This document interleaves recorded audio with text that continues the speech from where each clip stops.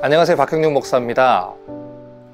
우리 인생은 하나의 사건이 아닌 수많은 점들이 연결된 선으로 이루어져 있습니다. 때로는 우리가 어떠한 상황만을 바라보고 특정한 반응이 나오는 것에 놀라는 경우들이 있지만, 대부분의 사람들은 그렇게 반응하게 되는 일련의 과정들을 경험했기 때문에 그렇게 반응을 한다는 것이지요.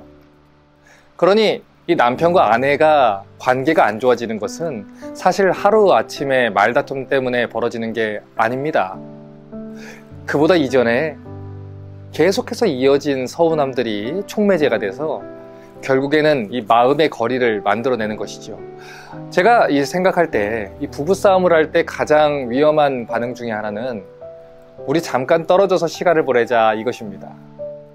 그래서 고린도전서 7장 3절부터 5절을 보면 부부관계에 대해 아주 중요한 조언을 주고 있어요. 남편은 그 아내에 대한 의무를 다하고 아내도 그 남편에게 그렇게 할지라. 아내는 자기 몸을 주장하지 못하고 오직 그 남편이 하며, 남편도 그와 같이 자기 몸을 주장하지 못하고 오직 그 아내가 하라니, 서로 분방하지 말라. 다만 기도할 틈을 얻기 위하여 합의상 얼마 동안은 하되 다시 합하라. 이는 너희가 절제 못함으로 말미암아 사탄이 너희를 시험하지 못하게 하려 함이라. 우리에게는 자유라는 게 있습니다. 남편에게도 자유가 있고 아내에게도 자유가 있지요. 하지만 이 결혼을 한다는 것은 서로 하나가 되는 것을 뜻하고 하나님이 하나로 묶어주시는 것을 뜻하지요. 그렇기 때문에 이 결혼을 하고 나서는 이제 서로의 자유를 주장하기 위해서 서로 떨어질 수가 없는 것입니다. 싸워도 남편의 의무를 다해야 되는 것이고 아내의 의무를 다해야 하는 것이죠. 이것은 경제적인 책임뿐만 아니라 정서적이고 감정적인 의무까지도 다 포함하는 거예요. 그런데 이러한 책임을 무시한 채로 자신의 자유만을 주장하게 되면 결국 성경이 말하는 것과 반대로 떨어져서 각자의 시간을 가지자는 주장을 하게 되고, 그렇게 하게 되면 결국 마귀가 그 외로움과 분노를 사용해서 가정을 깨버리는 역할을 한다는 것입니다. 실제로 남녀가 바람이 나는 가장 결정적인 이유는 외로워서라는 답변이 있어요. 가정이 있는데 외로운 것이고 결혼을 했는데 외로운 것이죠. 왜냐하면 나는 남편이나 아내에게 사랑받지 못한다고 생각하기 때문이에요. 그런데 그런 상황에서 다른 남자와 다른 여자가 날 보고 웃어주고 다정하게 해주니 홀딱 넘어가게 되는 것이죠. 그렇기 때문에 우리는 이 감정이 격해지고 서로에게 서운한 마음이 생기더라도 절대로 이 서로의 곁을 떠나서는 안 되는 책임이 있는 겁니다. 문제가 있으면 함께 그 관계를 개선하기 위해서 기도하고 노력을 해야 되는 것이지, 성경이 말하는 것을 무시하고 우리 잠깐 떨어져 있어 라고 하면서 친정으로 도망가 버리면 해결이 안 난다는 거예요. 그래서 이 시간 우리 크리스천 아내들에게 부탁을 좀 하겠습니다. 여러분, 절대로 싸운 채로 별거에 들어가거나 친정으로 도망가시면 안 돼요.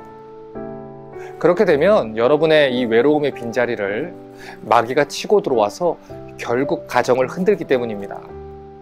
실제로 요즘 많은 사람들이 동창회 나갔다가 등산 동호회에 나갔다가 바람이 나서 가정이 깨지는 경험을 한다고 하지요. 하지만 외로움 때문에 그랬든, 심심해서 그랬든, 화가 나서 그랬든, 배우자와 떨어지는 것은 위험한 결과를 불러오게 되어 있어요. 그래서 제가 목회를 할 때 이 성경적인 원리 때문에서도 그렇지만 아내가 사모로서 항상 이 사역에 동참하기를 원하는 이유가 여기 있습니다.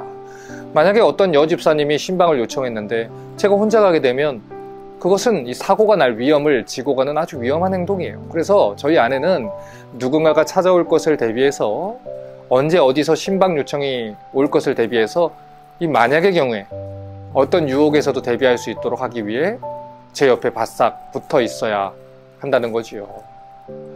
우리는 이 부부관계야말로 모든 관계적인 삶의 기초가 됨을 알아야 됩니다. 여러분, 물론 일도 중요하고 자녀 양육도 중요하고 취미생활 하는 것도 유익하지요.